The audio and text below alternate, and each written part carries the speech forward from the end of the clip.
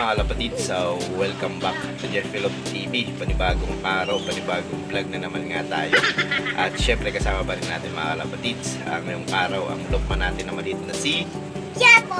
So yung mga kalapatid, sasamahan nyo kami sa panibagong vlog namin ngayong araw na to. Let's go! I can fly.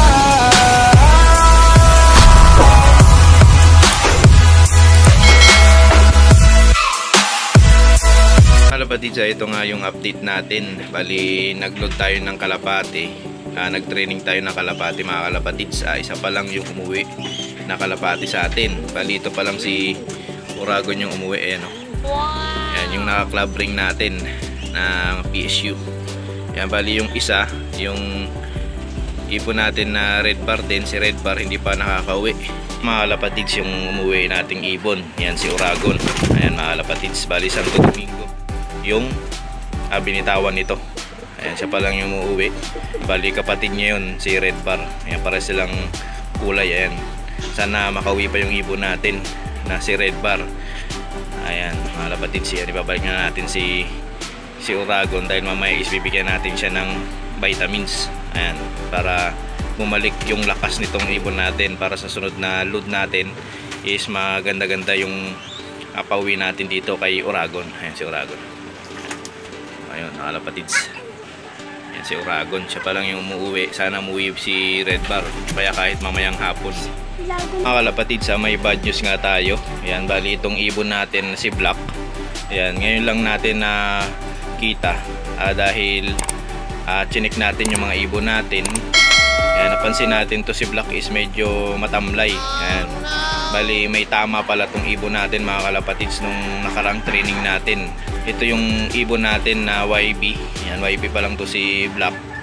Ayan, buti na lang is medyo maliit lang yung tama ni Black mga kalapatids. Ayan, buti nakauwi pa siya dito sa loob natin. Pangalawang araw ngayon na training natin sa Alabang. Ayan, may tama pala siya mga kalapatids. Ayan, sariwa pa yung tama niya, na airgun siya mga kalapatids. Ayan, na airgun yung ibon natin pero umuwi pa dito sa loob natin. Hindi natin napansin kasi bandang likuran yung tama niya, sa may bandang petan. Tapos natatabunan pa mga kalapatids yung balahibo niya, kaya hindi natin medyo nakita. Ayan, hindi natin napansin na may tama pala to. Ang buti na lang is hindi napuruhan, nakauwi pa dito sa loob natin. Grabe yung sinapit itong ibon na to. Ayan, Alabang lang yung binitawan natin, pero yan, delikado na yung mga ibon natin talaga. Kaya minsan talaga hindi nakakauwi yung mga ibon sa mga malalayo. Yan, dahil nadidisgrasya talaga sila. Ayan, so ayan yung badges natin. Ayan, pero okay na si Black. Yan, magaling na siya, kaya siguro sa susunod na lang natin siya kakarga uli. Yan, iti-training. Yan, bawi na lang tayo dahil ayan, sayang lang pag kinarga natin to si Black, baka hindi na tuluyang makauwi dahil sa sugat niya. Ayan, malala yung tinamo niyang sugat. So ayan, buti nga nakarecover pa tong ibon. Ayan, ng tama niya mga kalapatids, pero nakarecover siya.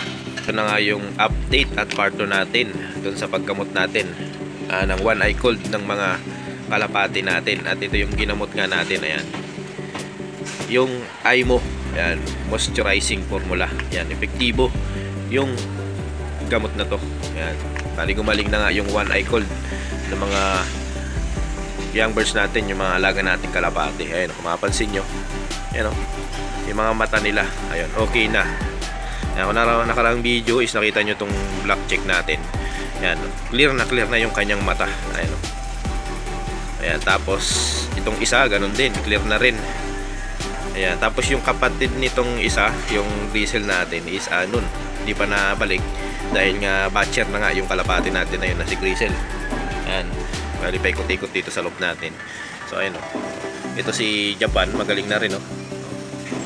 Ayan, magaling na yung mga ibon natin sa one eye cold. Ayan, ito yung update natin dahil napagaling na nga natin yung mga kalapati natin dahil dito. Ayan, sa gamot na to. Bali isang patak lang yun mga kalapatids. Yung vlog natin na yun, hindi na natin inulit yung pagpatak. Bali isang beses lang natin pinatakan. kinabukasan is okay na yung mga kalapati natin, wala na yung mga one eye cold nila. So ayan yung part 2 natin sa paggagamot sa one eye cold. So ayun, subukan nyo na mga kalapatids. Ayan, itong gamot na to super epektibo sa mga one eye cold ng kalapati. Hanggang dito na nga lang yung vlog natin. Syempre kasama pa rin natin ang lokman natin maliit si. So ayun mga kalapatids, like and subscribe mga kalapatids. Ingat. Ayan mga kalapatids, ayun yung mga ibon natin dito sa loob. Yan sila.